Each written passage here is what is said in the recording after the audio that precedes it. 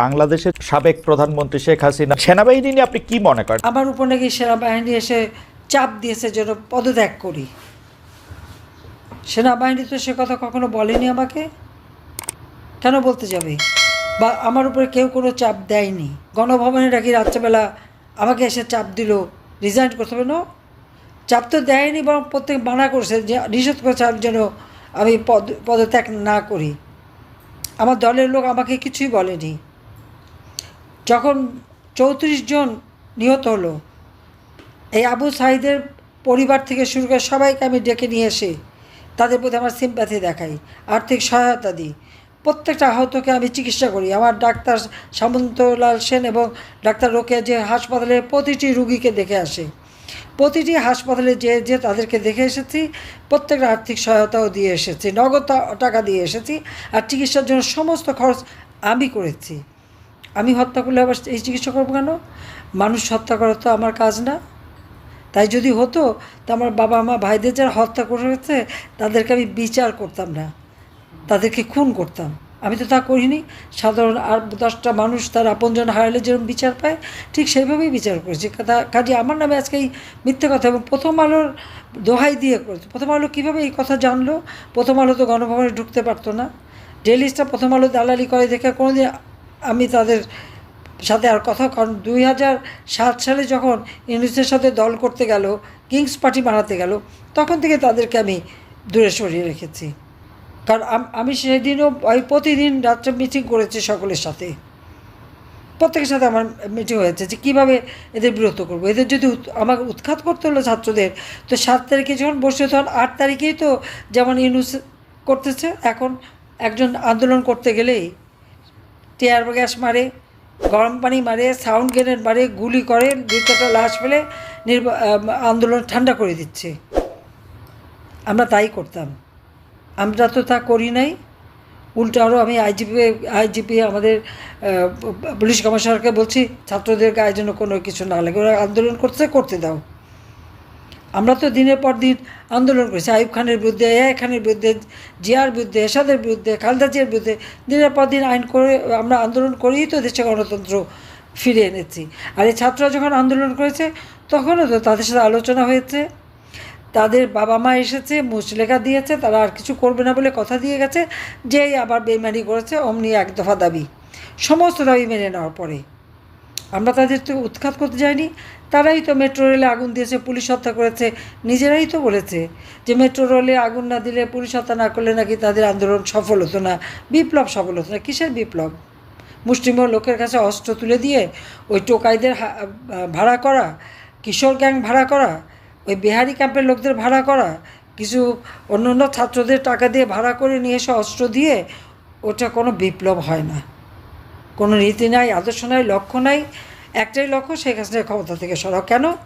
দেশ বিক্রি করতে পারছে না, বঙ্গোপসাগরের অধিকার কাউকে দিচ্ছি না, আবার পার্বত্য চট্টগ্রামের অংশ, কক্সবাজার অংশ কারো হাতে তুলে দিচ্ছি না। এটাই তো আমার অপরাধ ছিল। এটা তো আজকে স্পষ্ট হয়ে গেছে। ক্ষণিকের জন্য মানুষ বিভ্রান্ত হয়েছিল, এখন তো মানুষ টের পাচ্ছে যে দেশটা আমি কোথায় নিয়ে গিয়েছিলাম। সবাই কত সম্মানের সাথে ছিল, শান্তিতে ছিল, এখন কি অবস্থায় আছে। আর চিফ প্রসিকিউটর বলে সে নিজেই তো অপরাধী, তারই তো বিচার হবে, কারণ সে তো ঘোরতর অন্যায় এবং অনিয়ম করে যাচ্ছে। সে তো যুদ্ধ অপরাধীদের সাথে ছিল, যারা রেপ করেছে তাদের সাথে ছিল।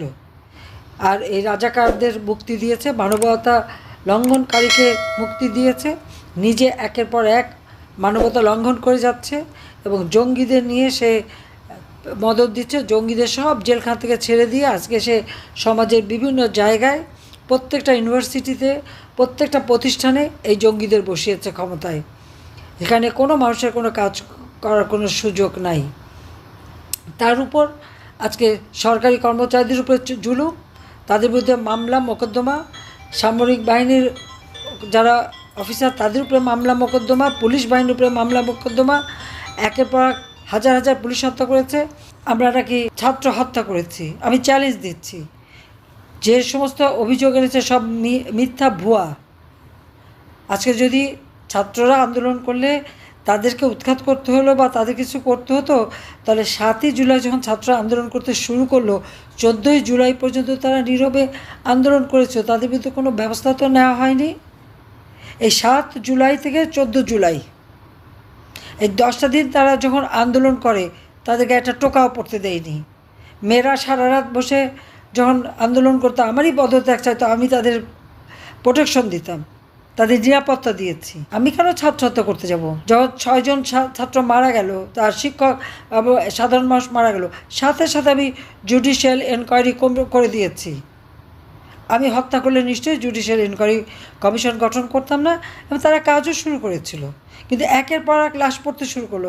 এই লাশ কারা ফেলছে? এই লাশ ফেলছে ইউনূস নিজে। তার কারণ তার মেটিকুলাস ডিজাইনের অংশ। আর আরেকজন লাশের ব্যাপারে পরামর্শ দিয়েছিল, ছিল তারেক জিয়া। লাশ পেল, সরকার পড়ে যাবে। যখন এরকম একটা পর একটা লাশ পড়লো, এবং যে সমস্ত যারা আমাদের এই ছাত্রলীগের ছেলে পেলে, আওয়ামী লীগের ছেলে মানুষ, তাদেরকে হত্যা করেছে, যে সমস্ত ঘটনা ঘটেছে, সাথে সাথে আমরা তার ব্যবস্থা নিয়েছি। প্রত্যেকটা আহতকে চিকিৎসা ব্যবস্থা কে করেছে? আমি করেছি। 15 জুলাই থেকে তারা যখন এই পুলিশ হত্যা শুরু করলো, কি বিভৎসভাবে পুলিশদেরকে হত্যা করেছে, পিটিয়ে পিটিয়ে।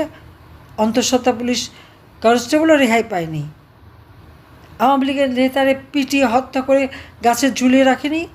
ঢাকায় করেছে, ঝিনাইদহ করেছে, বিভিন্ন জায়গায়। কে করছে এটা? এটাকে আমি করেছি না ইউনূসের গংরা করেছে? স্বাধীনতা সার্বভৌমত্ব বিক্রি করিনি, আর ইউনূস তো বিক্রি করার উপরে এক পায়ে দাঁড়িয়ে আছে। কিছুতে আমাদের দেশে কোনো জিনিস বিক্রি, 1 ইঞ্চি মাটি বিক্রি করতে পারবে না। তার জন্য প্রত্যেকে রুখে দাঁড়াতে হবে। আর এই রাজাকারদের রাজত্ব চলবে না। এটা স্বাধীন বাংলাদেশ, লাখো শহীদের রক্তের সাথে বেইমানি করেছে এই বেইমানি ইউনূস।